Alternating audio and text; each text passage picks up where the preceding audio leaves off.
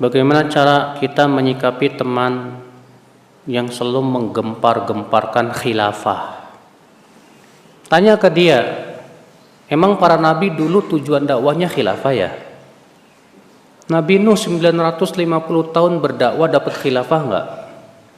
Apakah Nabi ada enggak dalam Al-Quran dan hadis Allah menyebutkan bahwa para rasul ketika dakwah tegakkan khilafah? Enggak ada.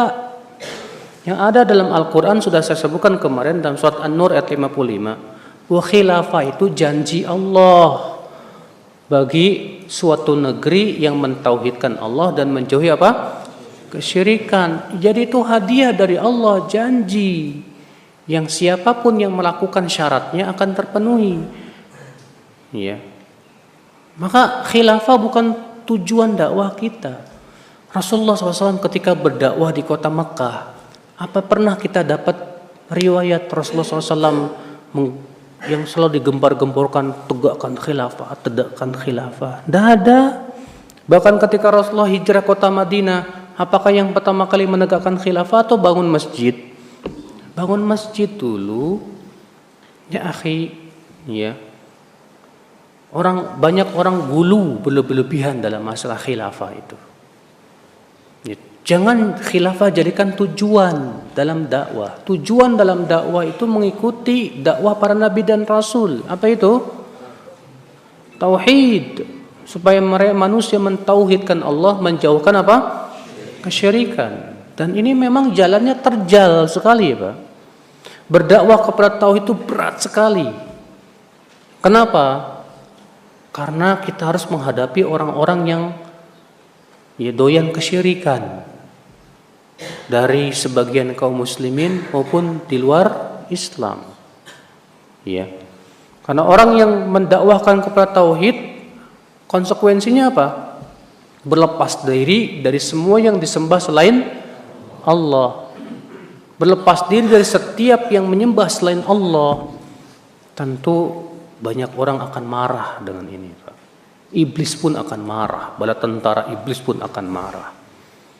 Tapi kita harus lakukan karena ini yang dijalani oleh Allah dan oleh Rasulullah SAW dan para rasul sebelumnya. Sampai di antara rasul ada yang dibunuh dan yang lainnya demi untuk berdakwah kepada apa? Tauhidullah Jalla wa Ala. Tapi enggak masalah. Ya, karena inilah jalan yang diridhoi oleh Allah Subhanahu wa taala. Maka dari itulah ya akhi, sebagaimana sudah saya jelaskan kemarin bahwa dakwah para nabi dan rasul memfokuskan kepada tauhidullah Jalla wa Ala. Enggak ada nabi dan seorang nabi pun yang fokus dakwahnya kepada politik, enggak ada. Enggak ada nabi yang fokus dakwahnya kepada perbaikan ekonomi, tidak ada. Ya. Rasulullah SAW ketika pertama kali berdakwah di kota Mekah, perzinahan ada tidak? Banyak. Minum arak, Masya Allah, perjudian, demikian pula berbagai macam maksiat. Tapi apakah yang Rasulullah serukan? Tinggalkan judi? Tinggalkan zina? Tidak. Kata Aisyah, adalah ayat-ayat yang pertama kali turun tentang surga dan neraka. Kalaulah yang pertama kali turun, jangan berzina, barangkali kami tidak akan meninggalkan perzinahan. Na'am ya akhal Islam, azani Allah wa iyyakum. Maka dari itu ya akhi, sikap antum kepada dia, dakwahkan dia, fahamkan kepada dia, ya akhi, kita berdakwah kepada tauhid.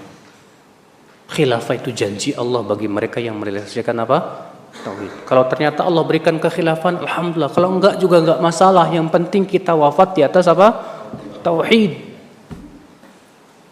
Memang ya, menegakkan kepemimpinan seorang muslim wajib. Ya. Tapi yang namanya kewajiban sesuai dengan kemampuan. Tapi dalam metode dakwah yang harus kita dahulukan yang paling penting dulu, apa itu? Tauhid.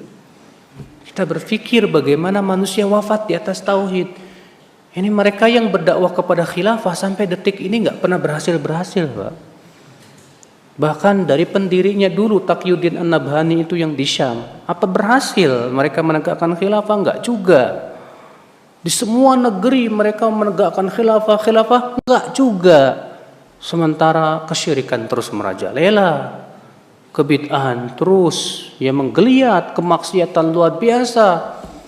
Tidak mungkin ya akhi. Kita harus dakwahkan manusia kepada tauhidullah jalla wa ala. Allah tidak akan merubah suatu kaum sampai mereka merubah dirinya sendiri. Berarti perubahan itu harus dari dirinya sendiri dulu. Ya.